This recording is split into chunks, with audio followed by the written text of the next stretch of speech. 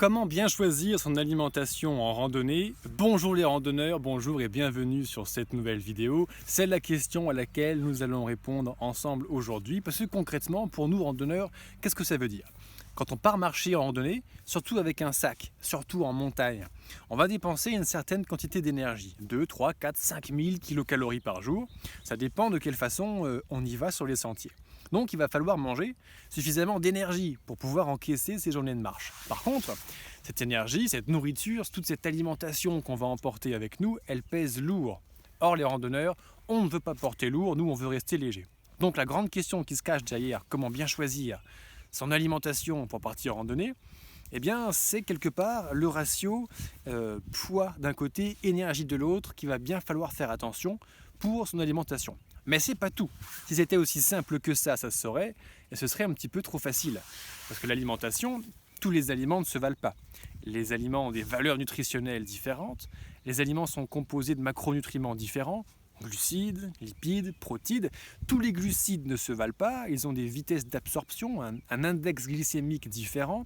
Donc il va falloir bien doser les aliments que l'on choisit, à quelle heure les manger tout au long de la journée, bien répartir les macronutriments pour pouvoir assumer de faire un effort constant quand on part en randonnée comme ça. Alors concrètement dans cette vidéo, on va parler également des fruits secs, des céréales que l'on mange, tous les aliments les plus classiques on va dire, qu'on mange quand on part sur les sentiers, les céréales, donc le blé, le riz, les pâtes, le pain, la semoule, le couscous, etc., etc. On parlera également des repas lyophilisés, déjà préparés, que certains distributeurs nous proposent.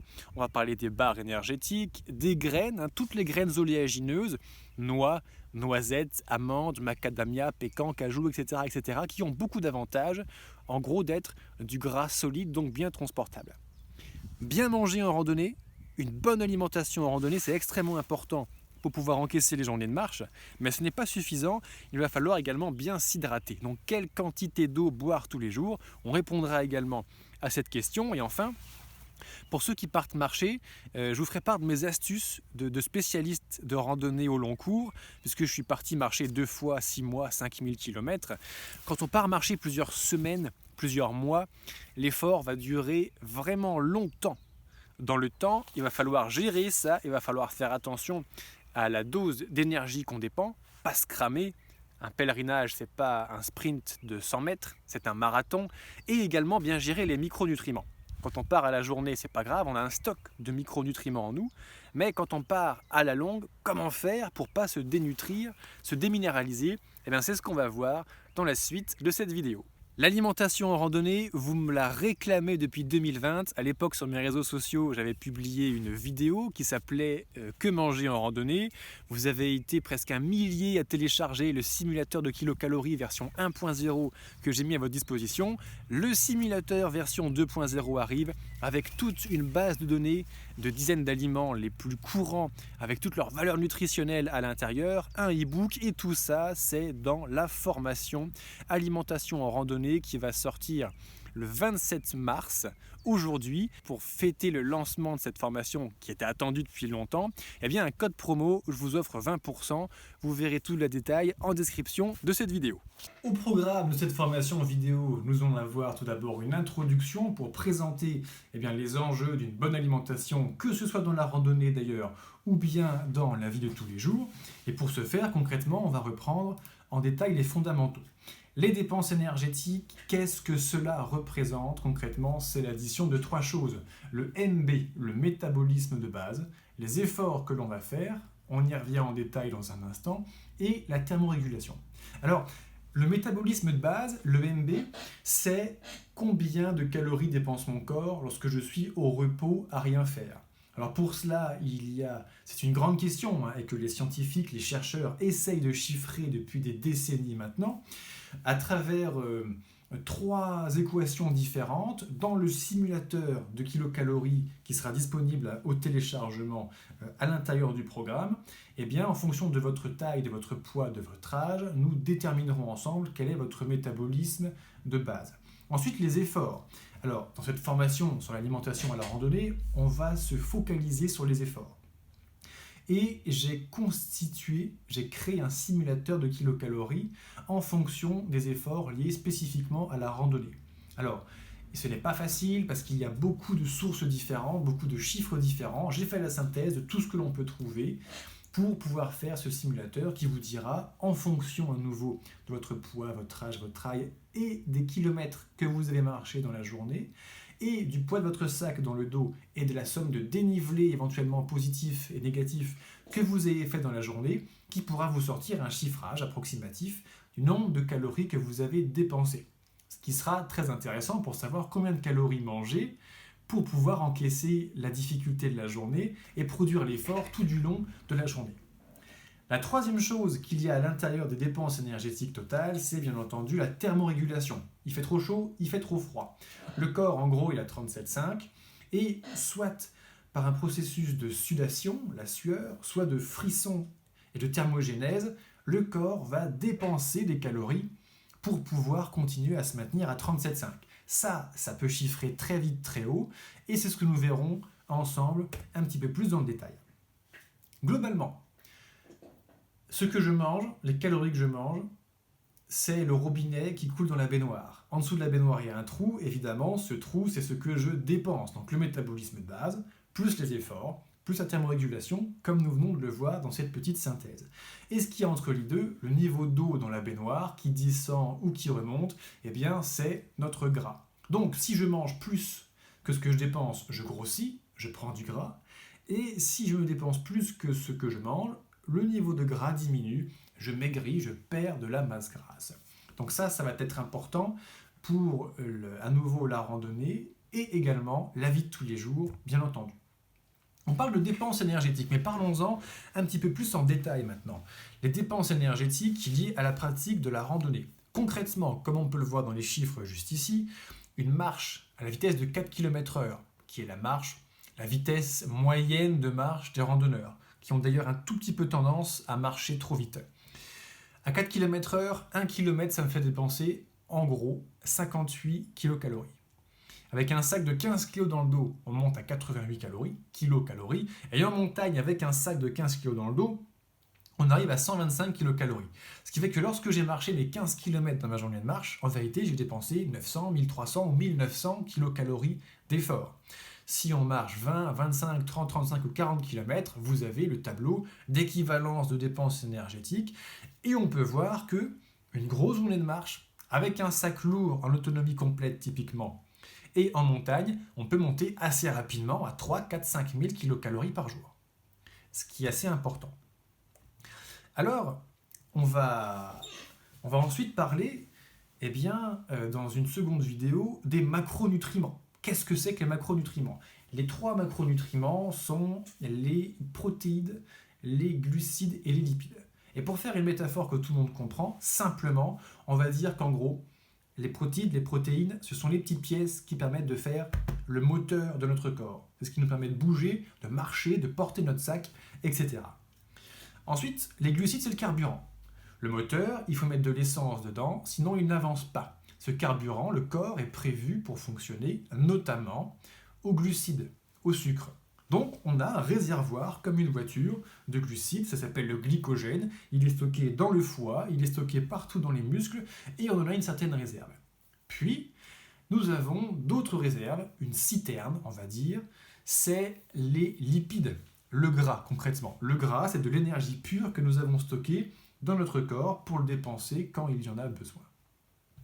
Ensuite, dans une 3e, 4e et 5e vidéo, nous parlerons spécifiquement en détail de chacun de ces 3 macronutriments pour comprendre tout ce qu'il y a à comprendre les concernant. Et nous allons notamment faire une grosse vidéo qui durera un certain temps, parce qu'il y a beaucoup de choses à dire, sur les glucides et la glycémie.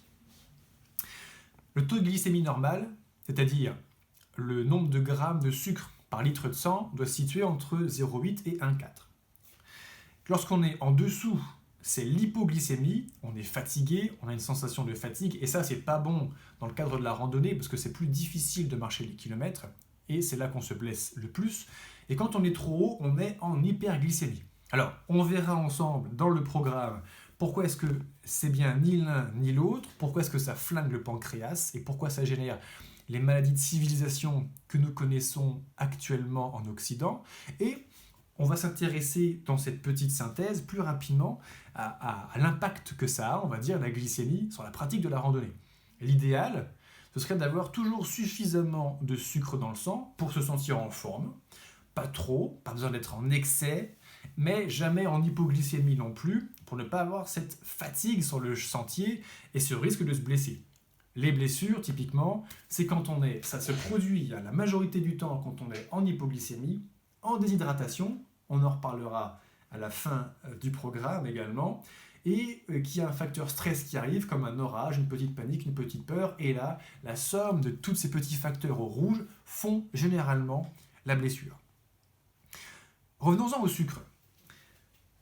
Là, sur cette courbe, au début du graphique, donc la courbe de glycémie descend à la limite de l'hypoglycémie, et donc là, on va consommer un sucre.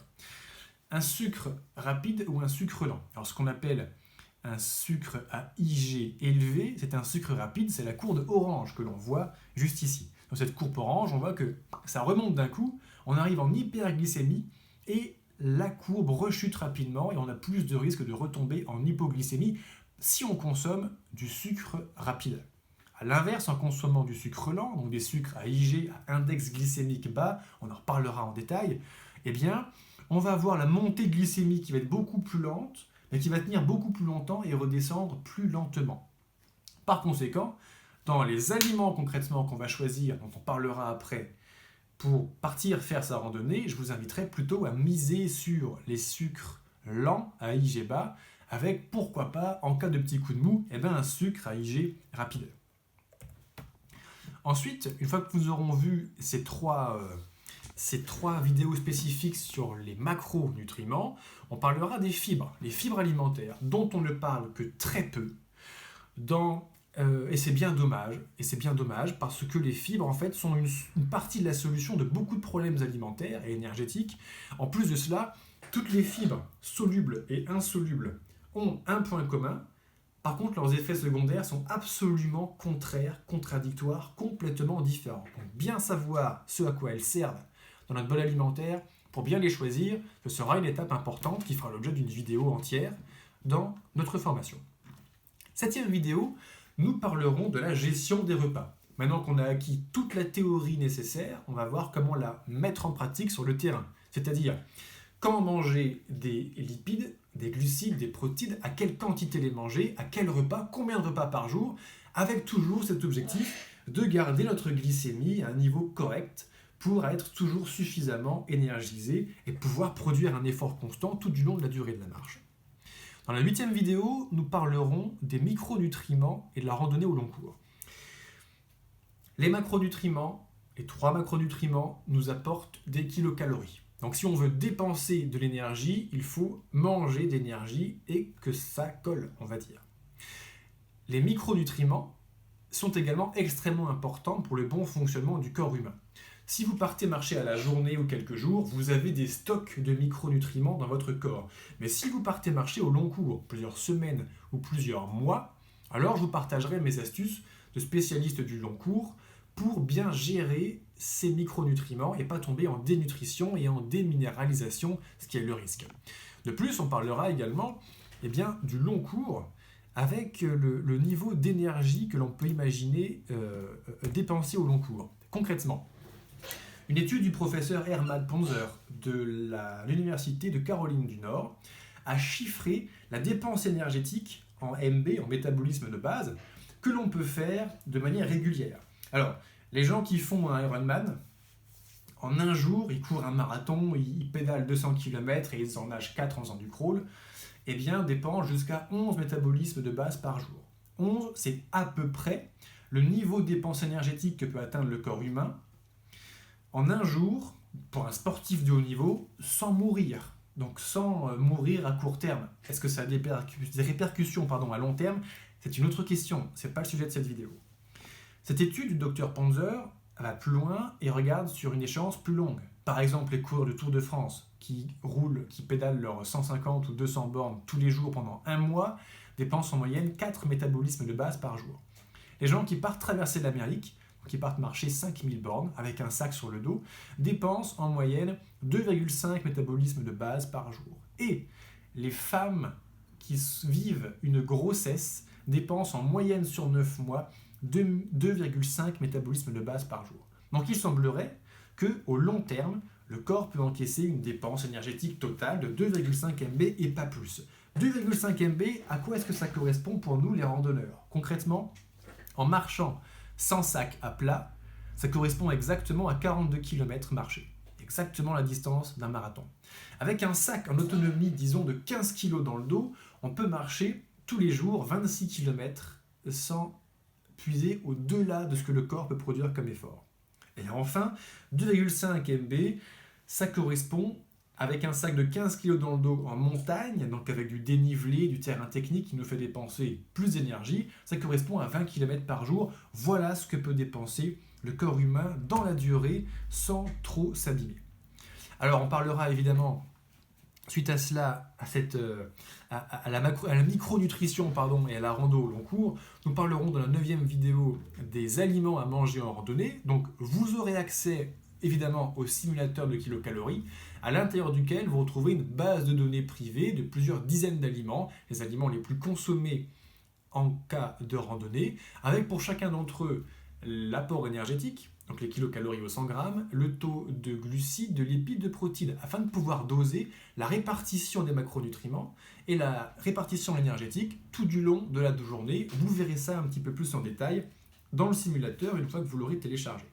Dans la 10e vidéo, on va parler de l'eau à boire. Quelle quantité d'eau boire? C'est une question qui m'est très souvent posée. Pour faire court et finir rapidement cette synthèse, disons que pendant une journée chaude, la majorité d'entre nous, on part marcher l'été, c'est là qu'il fait le plus chaud, le plus sec. Dans le cas d'une journée chaude, il faudrait boire 3 à 4 gorgées d'eau, pas plus et pas moins, toutes les 15-20 minutes. Et évidemment, tout cela dépend de nombreux facteurs. C'est un tout petit peu plus complexe que buvez 1,5 litre d'eau en bouteille par jour. Évidemment, on verra ça en détail à l'occasion de cette vidéo. Ensuite, dans une 11e vidéo, nous parlerons du simulateur de kilocalories qui sera à votre disposition. Je vous ai préparé un tutoriel de 10 minutes pour savoir comment l'utiliser et comment jouer avec. Concrètement, en remplissant votre sexe, votre âge, votre taille, etc., on détermine votre métabolisme de base. Avec les dépenses énergétiques de la randonnée que vous prévoyez de faire, on a la dépense énergétique supplémentaire. Et vis-à-vis de cela, on va mettre l'apport énergétique nécessaire pour pouvoir encaisser l'effort.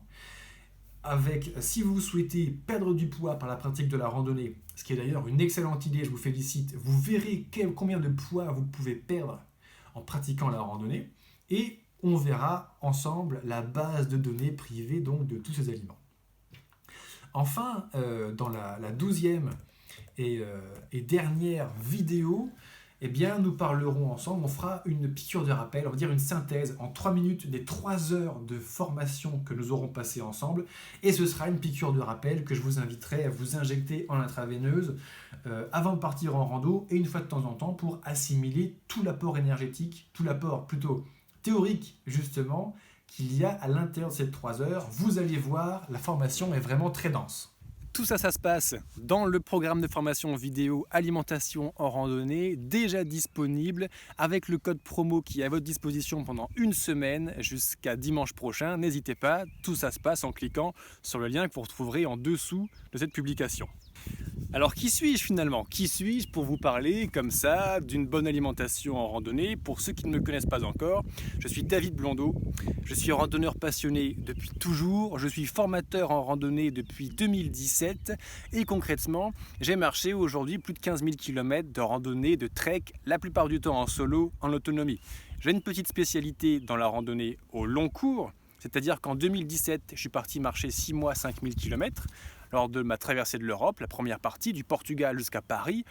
En 2018, j'ai fait de nombreux GR, notamment tous les plus grands GR de montagne d'Europe de l'Ouest. En 2019, je suis reparti finir ma traversée de l'Europe en partant de Paris pour aller jusqu'à Cap-Nord, donc un autre 5000 bornes pendant 6 mois.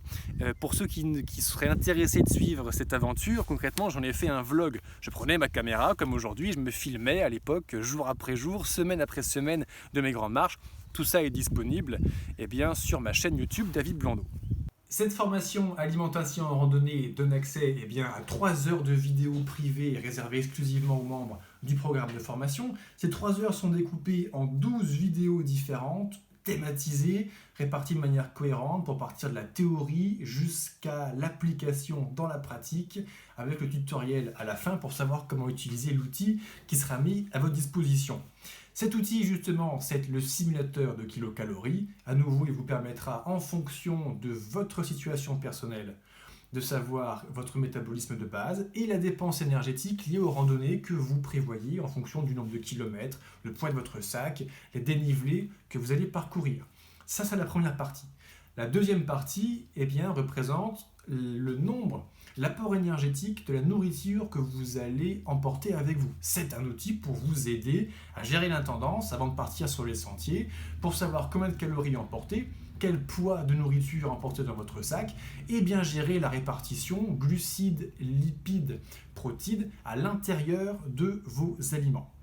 Évidemment, en plus de cela, vous allez avoir accès au e-book L'alimentation en randonnée, le e-book qui sera donc téléchargeable au format PDF, un e-book de 26 pages qui va reprendre dans le détail tout ce que l'on va se dire ensemble pour pouvoir en faire une synthèse rapidement quand vous le voulez. Ce e-book en 26 pages qui se terminera avec un lexique qui reprend tous les termes techniques que nous aurons ensemble pour que vous sachiez où que vous en soyez dans l'avancement de la formation, pour que vous soyez où vous en êtes concrètement et pouvoir vous repérer. Ensuite, dans le cadre de cette formation vidéo, vous aurez évidemment accès à mon SAV par mail de 24 heures. Je réponds à toutes vos questions, toutes vos éventuelles questions complémentaires. Par expérience, vous êtes déjà plus de 1000 à m'avoir accordé votre confiance et je vous en remercie pour vous aider à vous préparer à faire vos randonnées.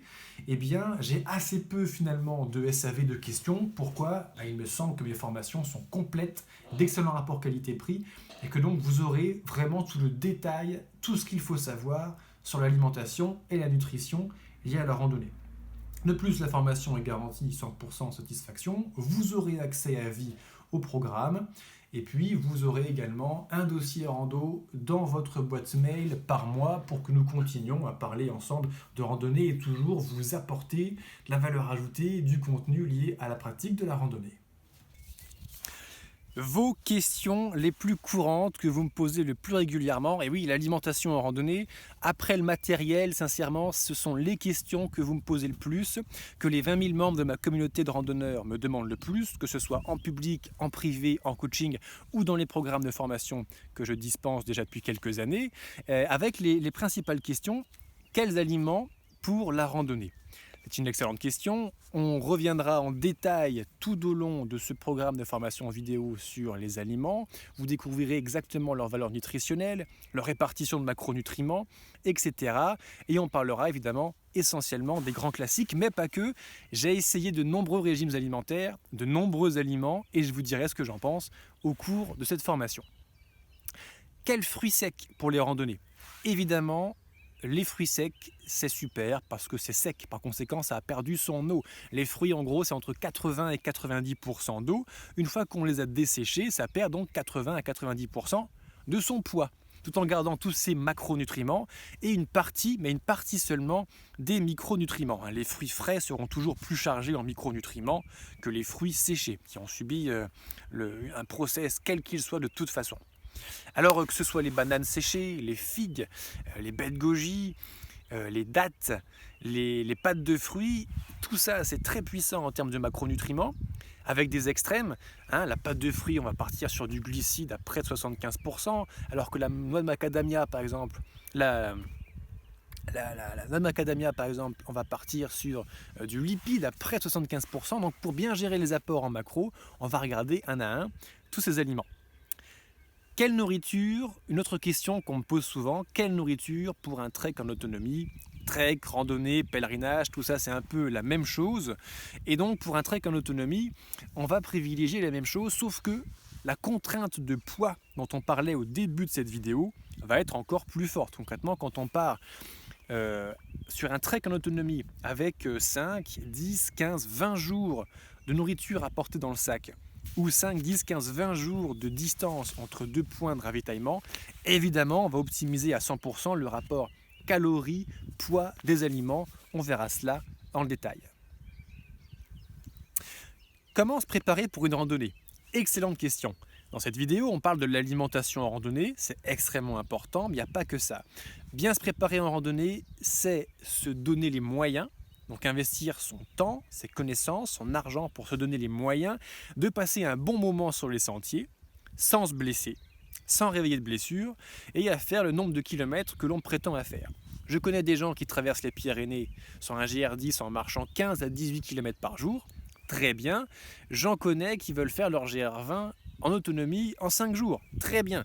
Ce qui est important, c'est d'avoir conscience du niveau de difficulté physique que ça nécessite, et donc de la préparation physique que ça nécessite, et ce que l'on peut réellement faire avec son corps. Donc, une bonne préparation à la randonnée, à mon sens, c'est préparer son corps, bien choisir son matériel, le sac, les chaussures, la tente, le duvet, etc., etc. Bien préparer son alimentation à la randonnée et savoir organiser ses journées de marche afin de limiter au maximum les blessures, les orages et tous les petits pépins que l'on peut rencontrer quand on part sur les sentiers. Pour les gourmets, quel fromage manger quand on part en randonnée? Excellente question. Alors ça, c'est sincèrement une excellente question. C'est une question d'ordre autant de gastronomie que d'alimentation, voire peut-être même plus de gastronomie. Pour les gourmets, j'adore le fromage, j'adore goûter les fromages de pays dans tous les pays que j'ai traversés à pied, près d'une vingtaine maintenant. Il y a toujours un terroir, un savoir-faire qui est super partout où l'on part marcher, mais attention quand même, attention les ballons, parce que le fromage, dans une journée à 35 degrés, dans un sac de randonneur, qui est secoué à chaque pas derrière, ça peut mal finir. Ça me rappelle un fromage corse qui a fini à l'état entre liquide et gazeux au fond de mon sac sur le GR20, mais c'est une autre histoire. Privilégiez, plus sérieusement, les fromages à pâte dure qui vont mieux encaisser, ou si vous aimez la pâte molle, les fromages du type chaussé aux moines ont une croûte tellement épaisse qu'ils peuvent encaisser à l'intérieur les chocs et la température. Et enfin, une dernière question, quelle quantité d'eau boire en randonnée? Oui, c'est une excellente question. Les aliments, c'est important, l'eau, c'est important, et c'est une question complexe parce qu'elle prend plusieurs facteurs. La température, l'ensoleillement, le taux d'humidité, le vent, l'environnement qu'on a autour. Est-ce qu'on a de la réflexion sur de la neige ou un océan, sur du sable blanc? Est-ce qu'on a de la convection sur beaucoup de facteurs vont influencer le niveau de déshydratation et donc notre besoin de boire de l'eau pour récupérer. Mais en gros, gardez à l'esprit qu'il faut boire entre 1 et 5 litres d'eau par jour. On verra tout à l'heure un petit peu plus en détail. Alors pour profiter de toute cette formation sur l'alimentation à la randonnée avec 20% de remise spécialement pour l'offre de lancement du 27 mars 2022 jusqu'au 3 avril 2022, 20% avec le code promo qui est juste en dessous, ALIM20, eh bien ça se passe tout de suite en cliquant sur le lien en description et en attendant de vous retrouver pour 3 heures de formation vidéo où vous allez apprendre tout ce qu'il y a à savoir sur l'alimentation en randonnée. Je vous remercie d'avoir regardé cette vidéo. Si vous l'avez appréciée, si vous avez appris quelque chose, dans tous les cas, c'est le moment de me rétribuer, ne serait-ce qu'avec un pouce bleu et un commentaire pour me dire ce que vous avez apprécié. Si vous aimez ici, si vous aimez la randonnée, si vous êtes ici, c'est certainement que vous aimez la randonnée vous aussi.